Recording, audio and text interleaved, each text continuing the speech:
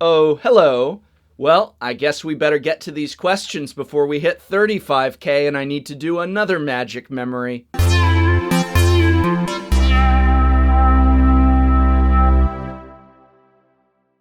So I asked for questions and you answered with questions. So now it's time for me to answer your questions. Yes, I think I've got that correct. Why did you decide to make YouTube videos? I never intended to make a YouTube channel, not really. What I wanted to make was a YouTube video about card sleeves. You guys can probably tell by now, but I'm very neurotic about the care and condition of my Magic cards. So when I got back into the game, the thing that was really new for me wasn't the more advanced cards so much as all of these accessories. When I played in high school, all we had were penny sleeves. That's it. And so when I saw Dragon Shield sleeves and Ultra Pro sleeves and Ultra Pro matte sleeves and Max Protection sleeves and on and on and on it goes, my mind was blown. And I purchased several different brands, and over time I found that some of them protected my cards better than others. I had the luxury of being able to buy and try all the different brands. Other people do not have that luxury. And when I would hear someone come into my local card shop and say, hey, which brand of sleeves should I buy? I noticed that people didn't always have a really definitive answer. They would kind of shrug and say, I don't know, Ultra Pro works fine for me. I don't know, Dragon Shield works fine for me. And I'd kind of get in the habit of standing up and saying, if I may, and launch into this giant description of, here's the thing with Ultra Pro. Now, Ultra Pro is going to be a little cheaper, but it's got a good shuffle feel, but it's going to split a lot more. And if you're looking for protection and thicker stuff, to Dragon Shields, but they're going to get stickier, and on and on. I probably drove everyone at my local game store crazy for a while, and I began looking into other people's reviews and opinions on the internet. And what I found was that there were all of these threads on various message boards or on Reddit where everybody would hash over the different sleeves and then it would get buried. And I decided I want to make a definitive video that shows close-ups of cards and sleeves, and that talks about my thoughts and evaluations of those sleeves to give people a basis or starting point. And it's perfectly okay for people to disagree, but the more information they have, including my own critique and evaluation, the more equipped they are to make the best decision for their needs and ultimately, hopefully, not only get the sleeves and accessories that they need, but save some money in the process, because not everyone can buy one of every brand of sleeve. And I'm very aware of that too. Which brings us to, how much do you spend on Magic the Gathering products each month? Well, quite a lot because of the channel. I have to purchase far more supplies than I normally would, than I think anybody normally would, because of the channel and the fact that I'm trying to review, I guess, essentially everything. I'm just, if it's a Magic the Gathering or related product and accessory, I seem to have to get a hold of it, which is incredibly expensive. I pay for 99.9% of that stuff. I have received a few, thankfully, evaluation samples over the last year, but they are very, very few. Most places don't even write me back at this point.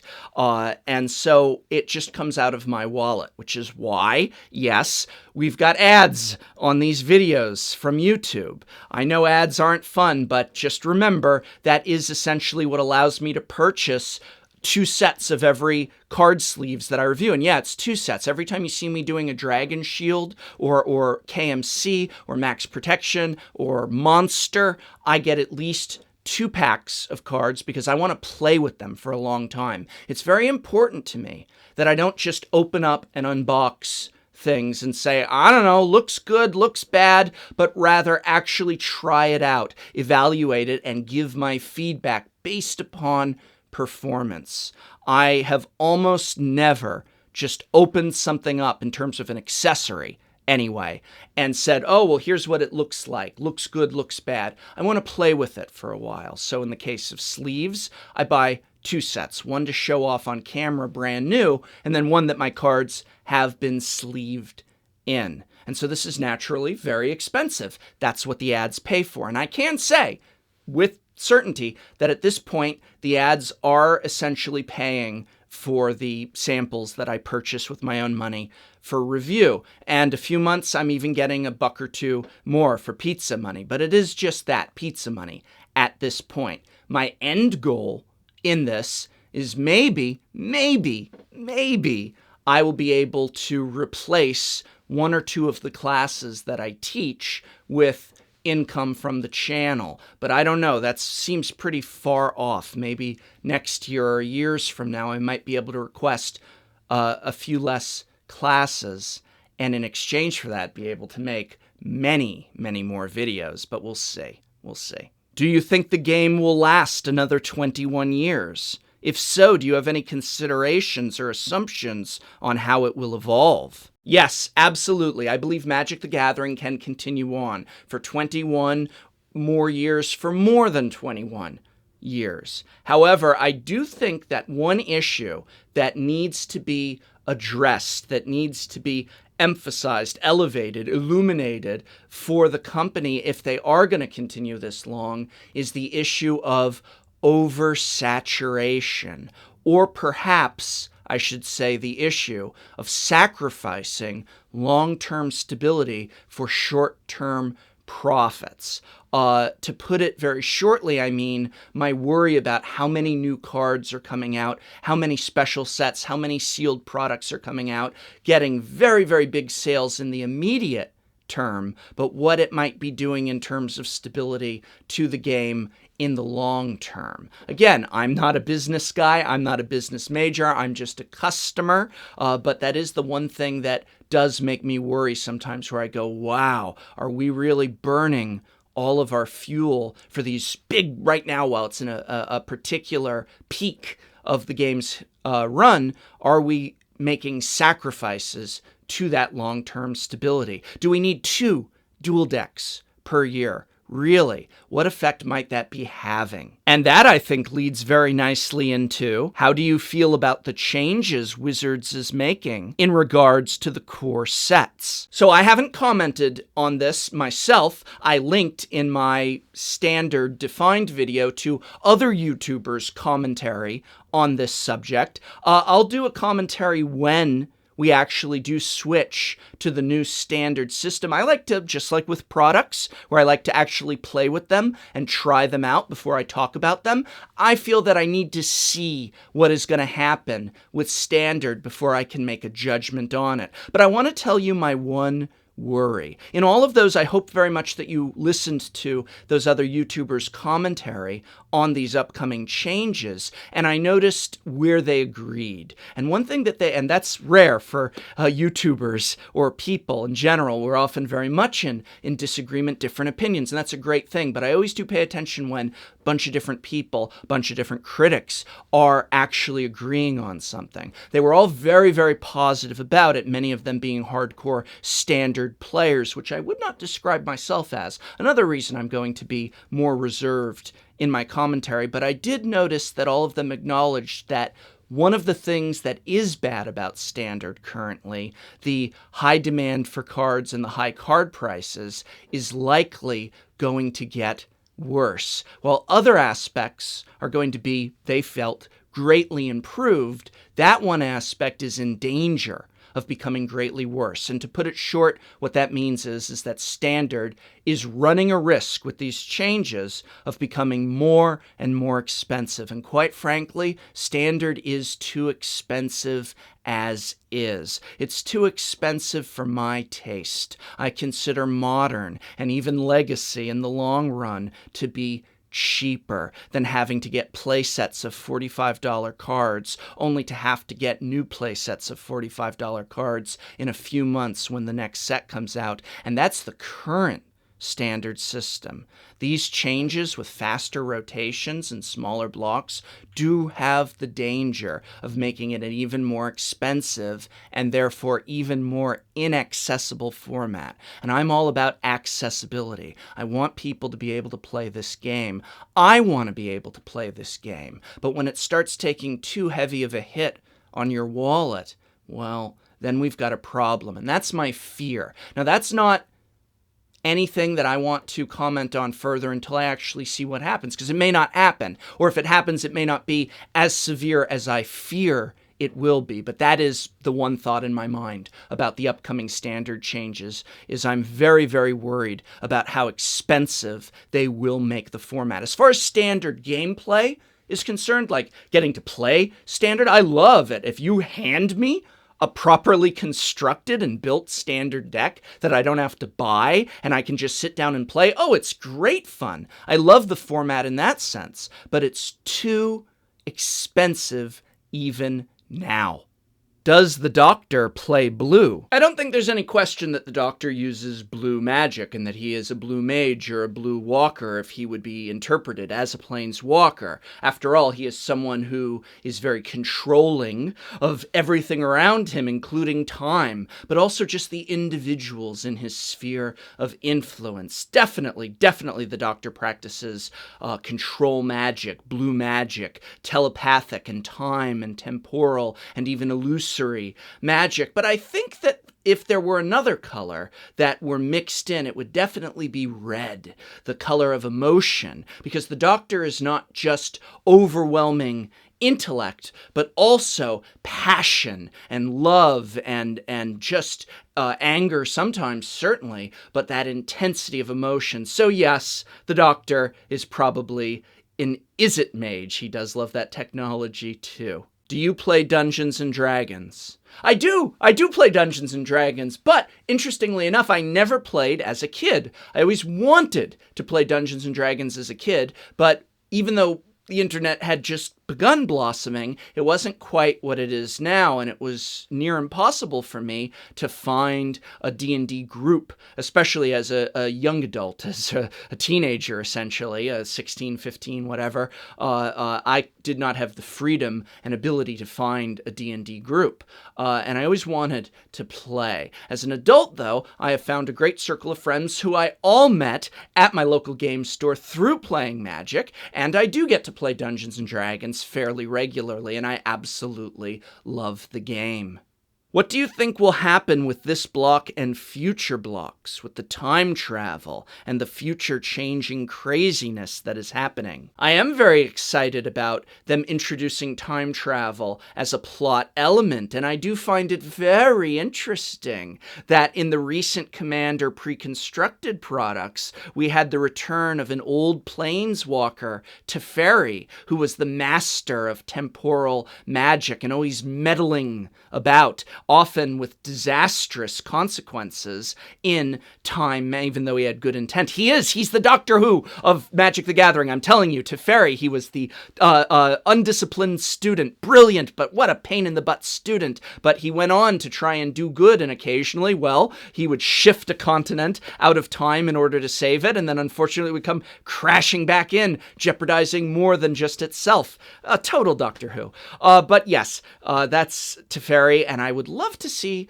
a return to him, because his current status, like many old walkers, is very ambiguous. When we last saw him, he gave up his planeswalker spark, ironically, to seal time rifts. And so maybe, with us going back in time, we might be getting some aid from him if he has somehow figured out how to stay alive. It's been quite a while since his day, but then again, he is a temporal mage. I don't know, but I really hope he shows up. That's my hope. Surprise guest Teferi. That's my hope. What is the art in the frame? Oh, this is one of my favorite pieces of Magic the Gathering art. Bitter Blossom by Rebecca Gay. This was from Lorwyn block. It's also a very, very powerful banned in Modern card. I love the beautiful signature that Gay has here, and her own little stamp as well. Wouldn't really say I collect Magic the Gathering art, but I did get a little excited about having some birthday and other personal gifts that I was able to give myself, and I have here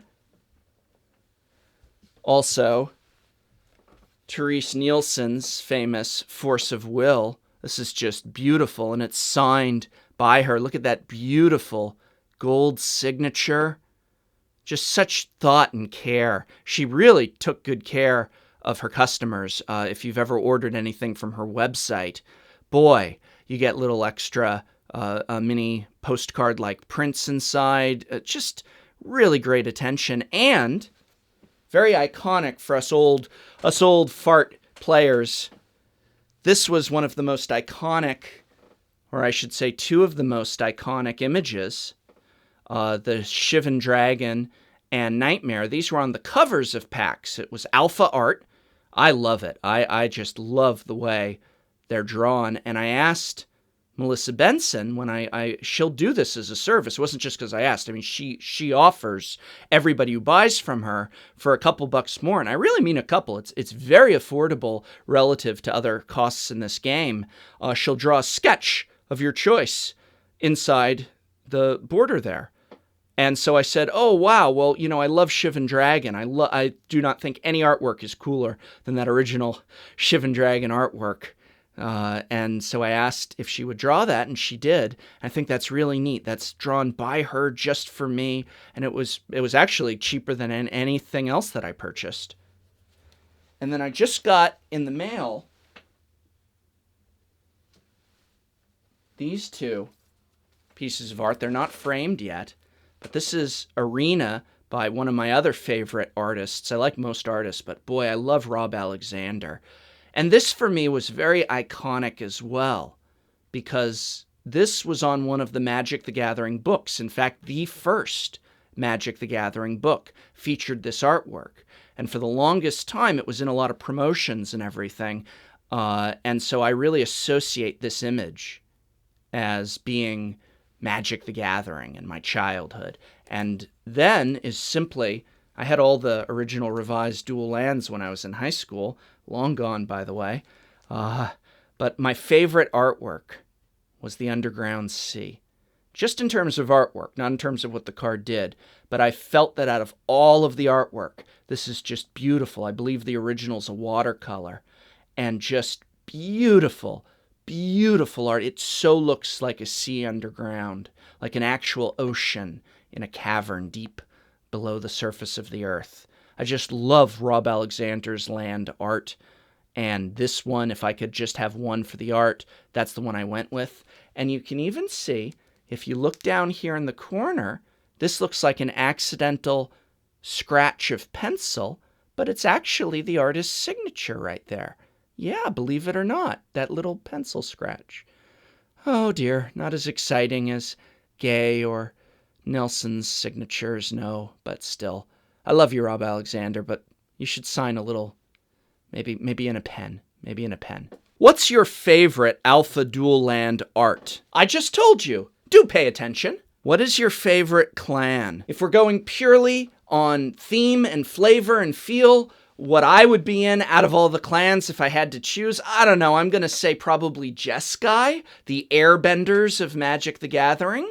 I think that's probably what I'd be most drawn to, although I must admit, there is a dark side of me that is enticed by the Sultai ways, but I don't really like their anti-human stance based on race. Don't really want to align myself with a racist clan that believes in the racial superiority of the Nagas. I'm really excited that we get to see Nagas for the first time in Magic the Gathering, and I love the way that they've thought, well, we have lots of zombie powers here, we can raise the dead. Let's get them to do all the work and not raise this horrible, terrifying army, but just go grow some crops, go mine and bring me some fruit. I think that's really hilarious. It's very decadent black, green, blue magic at work. I think they're just a little too evil for my taste. I like the kind of self-indulgence of it. I always delight in that kind of